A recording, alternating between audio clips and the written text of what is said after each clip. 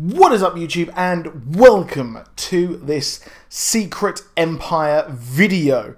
So, it's been a long while coming, and if you're new to the channel, please do drop a like and please do subscribe. So here we are, the culmination of Secret Empire, possibly one of the most controversial event comics in at least recent memory, and at least for Marvel as well.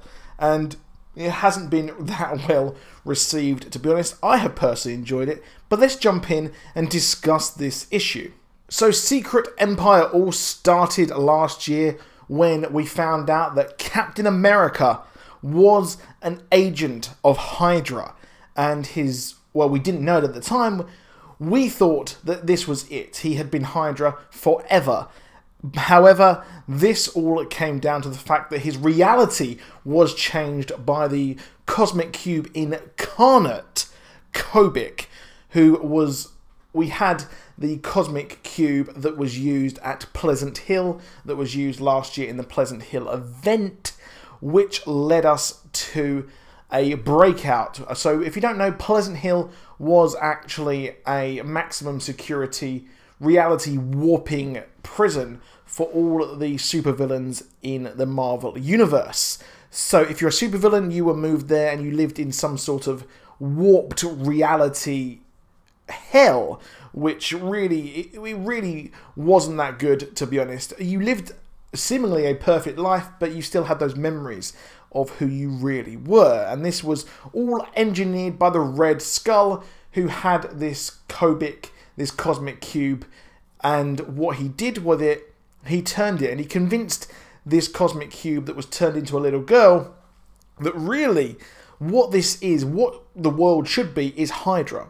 So he convinced Kobik to change Steve Rogers' history and change reality to get her and get Captain America to be on the side of Hydra. However, this didn't go to plan for Red Skull, and he was killed by Captain America.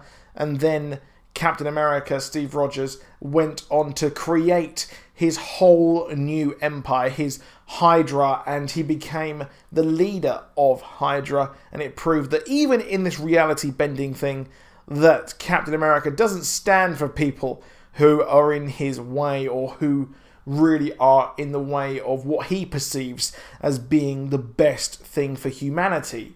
Be it Nazis, be it Hydra, be it anyone else who gets in his way.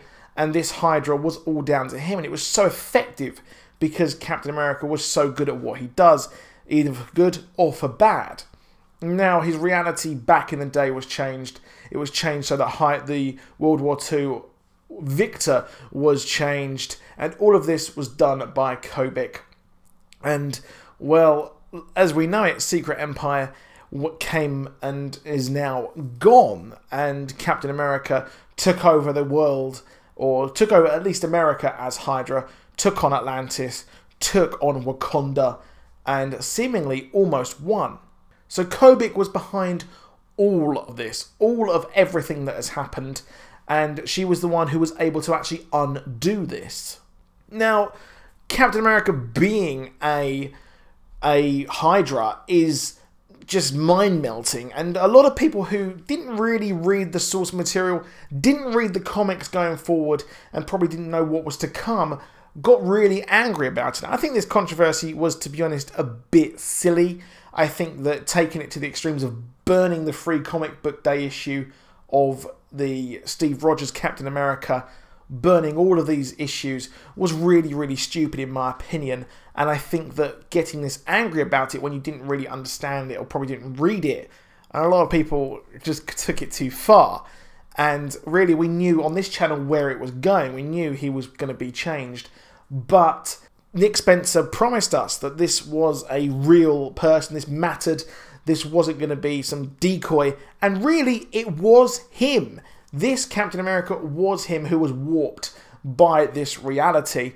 And then what happened was Kobik was convinced. So the memory of Captain America, of all of the people who were involved in this, who Kobik had met, she had these memories of these people, and then Bucky Barnes was able to merge the final piece of the Cosmic Cube that our heroes who were against Hydra had, and merged it with the Iron Man suit that Captain America made that was powered by the last part, the rest of the Cosmic Cube of Kobik. And he took this huge gamble and went inside and delivered our Captain America that we remembered to this world. And then we had an iconic fight between a Captain America who has been twisted by a horrible ideology, which is very apt right now. I'm not going to get too much into the politics here, but he fought the memory of Captain America that we had. So it's so meta here in how this was done and how they were brought back. So the memories of these characters is what was brought back to this world. Now, Captain America has been fought and the reality has been changed. So Kobik has been brought whole again, and Kobik fixed everything but couldn't fix too much. And now we have the legacy of what has happened, which is going to lead us into Marvel Legacy, which is seemingly a reboot event, and we're going to be getting like so much of this legacy. And 18 months is a long time because we won't be having any actual events. There'll be no Marvel event comics, and seemingly the trope of fighting each other, of Avengers versus X-Men, of Civil War, and now Secret Empire is done. This is it. We are going to be getting a better kind of event comic, which I think that DC have done better in recent years, to be honest, as they give us a united villain to actually fight against. So now we know how he came back. We have Marvel Generations, which is where we have Bruce Banner with Amadeus Cho. We have Kate Bishop with our original Hawkeye. And we have all these one-shots that have happened, and it makes sense. This works, and this is something which I sort of expected, is the fact that these memories are within Kobik somehow, and what happens is she sends them to the Vanishing Point, which is what I predict where all these memories are, and they've travelled through that, which is why they jump in, why there's no memories of everything. And then what happens is they meet up with them, and they've all come back to the world. So like Miles Morales, we've got Sam Wilson who has come back. We've also got Amadeus Cho, like I said, he's come back through this Vanishing Point, and that was in the comic, and that was mentioned, and they come back reborn and whole. Now, what I expected was that these would come back, all of these characters sort of would kind of regenerate, and the world would be reset as the Marvel Universe was perhaps a long time ago, even before things like Secret Wars, before we had like Marvel Now, all this kind of thing, and we would have the original continuity that we had, which I think is a bit of a shame. They should have done a DC Rebirth sort of thing here, and we should have had the characters, original characters, maybe that we wanted, or that we used to, and would really work a lot better. Now, they did actually clear up quite a lot of things for us here, kind of things that were left over, such as how did the Hydra Captain America, how was he able to lift Mjolnir, how was he able to use this legendary weapon, and it simply turned out that the words were changed on the hammer, and that it was the power of Hydra. So pretty big stuff there, and I love the fact that when the Hydra Cap thought that he had won, well, he wiped everything, changed the Marvel Universe, and we got a Fantastic Four in this universe, all too briefly, and Doctor Doom was the leader. But I'm shocked that Reed Richards didn't return to fix everything here. I thought that he might be involved, however, he wasn't. Now, that's not what happened here. However, we are going through Marvel Legacy now. So I don't think all of the Marvel Generations issues have come out yet. I've read the Hulk one, which I thought was really good. I'm meaning to pick up the Wolverine one. I'm going to probably check that out on Comixology as well. I need to read that. But not all of them have come out. And we've got Marvel Legacy, like I said, which is the next thing. So I think that Secret Empire hasn't really ended. I thought this would lead us into Marvel Legacy. However, it hasn't. I think the legacy of this is going to be the legacy of Secret Empire, unfortunately, which I thought would be a huge world rebuilding event, which they did after Secret Wars, which they kind of dropped the ball massively with. However, Captain America's back. We have our real Captain America that we have wanted for so long. As a whole, I think that it lost steam quite a lot. So Secret Empire lost steam a real long time ago, probably about issue 5, I think.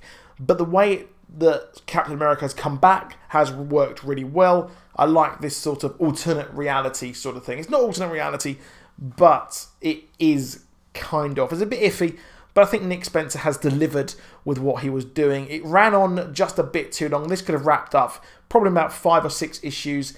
The tie-ins have been a bit weak, and it's suffice to see how much of this legacy will actually continue. And I'm excited to see where they go next. I have optimism after this, how they've done this, and I'm hoping that they will really deliver on what we have wanted for so long. Marvel really need to pull their finger out here because DC is leaving them in the dust. I love Marvel and DC equally, but it is obvious that Marvel have really got a lot of work to do to restore this customer and this fan back, or all of the fans back to Marvel, and that can only be done with a raid wipe, so to speak, of their entire line. And let's see where they go. Let's have some optimism. We've got Captain America back, and I'm really excited to see where they go with him next. So that's it for this video.